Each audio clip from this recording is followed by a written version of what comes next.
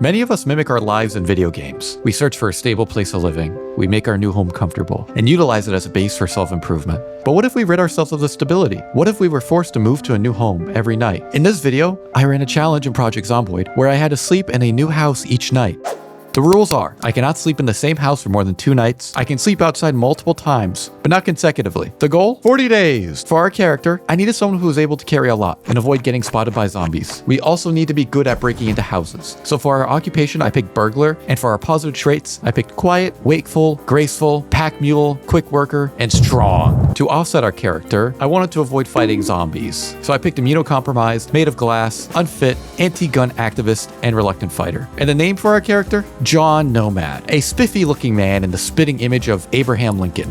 Day 1. We spawn in a house with an automobile that belongs to us. American freedom, baby. Our first priority here is getting supplies and looting the nearby homes. Thankfully, our neighborhood did not have many neighbors, so we got to work, breaking into homes, securing the perimeters, and looting what we can. Because our character is a strong burglar, we can open windows with no issues. However, I started realizing how not great it was making John Nomad a reluctant fighter, as part of securing the perimeters would mean killing zombies. I heard a knock in the bathroom. Opening it up, I see a ghoul knocking at the window. I deal with the problem quickly and loot a digital watch in the process. Wonderful. The time? Knuckle sandwich o'clock.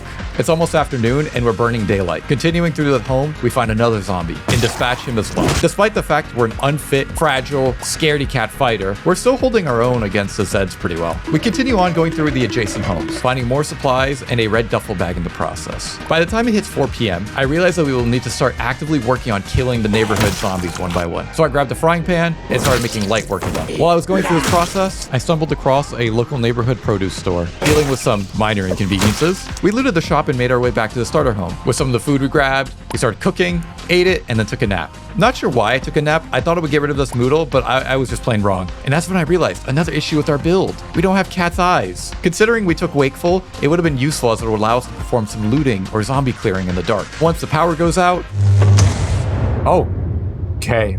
And we would not be able to see at night, it would become incredibly difficult to do anything. In the middle of the night, we explore more, trekking through the neighborhood, hoping our undead neighbors are fast asleep. They weren't. We come across more ghouls in the large white house, but easily dealt with them as well. One of those zombies had the keys to the ambulance wreckage nearby, and in the wreckage, we were able to find some antidepressants, bandages, painkillers, rubbing alcohol, and another duffel bag to carry. I dealt with more zombies in the house, then left to our temporary home to organize what we had. After organizing and channeling my unbridled, fully diagnosed ADHD, we went exploring down the street. And upon discovering a school, I decided it was a great idea to enter and loot the school. And to my surprise, it didn't backfire. Honestly, I didn't find anything of real significance in the school besides a zombie hit list from one of the mods I was using. Honestly, very cool. And I think I want to do a live stream where I focus on trying to find these zombies later. Let me know what you think. After returning from the school trip, I grabbed all of our food from the fridge and moved to the house next door. Day 2. It was raining, so I decided to watch some TV. Shady Oaks is not just a nursing home. It's a community. The old are worthy of our respect, and they deserve the best care and attention. With government assistance, you or your beloved elderly could have a private room for $200 per month. Life is easy here, not like on Iwo Jima.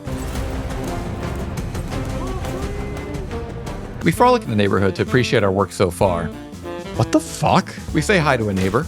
We say hi to even more neighbors. And even more neighbors. Then our introverted brain can't take the amount of friendly neighbors and heavy-handed murdering. So we briskly but firmly walk away to rest and regain our stamina, to end up just going back and killing more zombies. Honestly, the rest of the evening was pretty uneventful. The sun set and I attempted to go to sleep. However, because of our wakeful trait, we only slept until 2 a.m. So honestly, we just sat on the couch until 6 a.m. waiting for Life and Living to show up to get some cooking XP. Fucking boss is fucking raw! Day 3. We marked off the house on our map, killed some zombies from the house, cleared the area around the next house, packed in, and packed out. Along our adventures, we had picked up a friendly garden gnome. His name is David. David will help us keep sane. We did more exploring, and we found a gas station, but the gas station was swarming with the undead. I attempted to go through the downtown area to lure them away from the gas pumps. Afterwards, we made a harrowing escape behind some buildings, through the alleyways, and weaving our way in between houses. The boosted stealth stats were coming in real useful, and we got even luckier. After losing the zombies, I found an empty gas can in the back of an abandoned police car. We don't even need to drive the car to the gas station. We can just sneak to the gas pump, fill it up, then sneak back, no questions asked. The rest of the day was spent going between houses, grabbing miscellaneous items I would need, then sleeping in our new temporary abode. Day 4. A fog has set in and settled, much like how our new routine is beginning to settle. Wake up, eat food, marking the map, packing in, sinking to a new home, packing out. This would become the rhythm of our new life. With the zombies led away from the gas pumps, the newly found gas can, and the fog, this was now the best time for us to get gas for our car. We managed to fill up the can before being spotted. On my way back, I found the fire department's pickup truck. I searched the area, hoping to find a zombie with the key, but nothing. However, I did find a group of zombies having a party without me. I was so offended. Disappointed we couldn't find the key. We head home. We filled up our Honda CRX and drive it around the block to our current home for the night. After getting into bed, a quick game crash. Oh no. Oh no. Oh, it says not responding. This is not ideal. I'm sure it's fine. And a reboot, we enter day 5. What's that? Running an unstable version of the game with mods was not a good idea? Phooey. Day 5. We awake at 3 a.m. as per usual. Our routine starts again. Breakfast, map, clearing, moving, running into a wall, killing zombies. Normal everyday stuff. The day was mostly uneventful.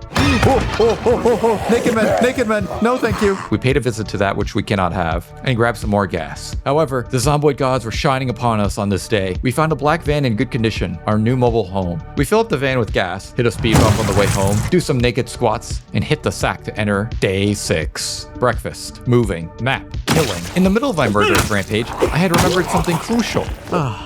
Oh wait, I forgot David the Gnome. Where's David the Gnome? There he is. I'm so sorry. I'm so sorry, David the Gnome. I didn't disrespect David the Gnome. I'm so fucking sorry. I didn't mean to disrespect you like this. I love you, David the Gnome. You're like a brother to me. No, you are a brother to me. After picking up our old friend, I went back to the house to exercise some more before bed.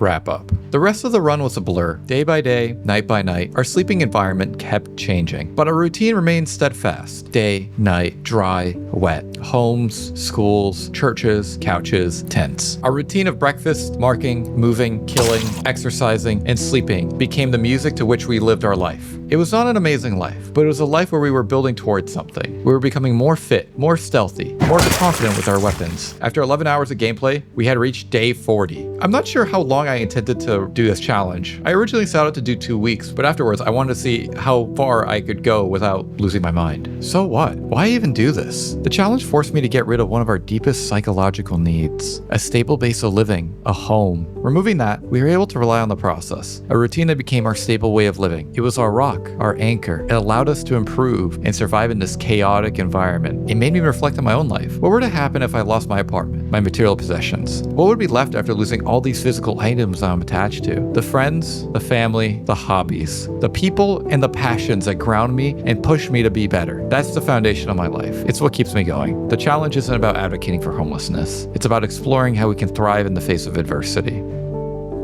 Thanks for watching. My name is Tony. If you enjoyed this video, be sure to like and subscribe. I stream on Twitch and YouTube 7:30 p.m. PST every Monday, Wednesday, Friday. Have a wonderful day.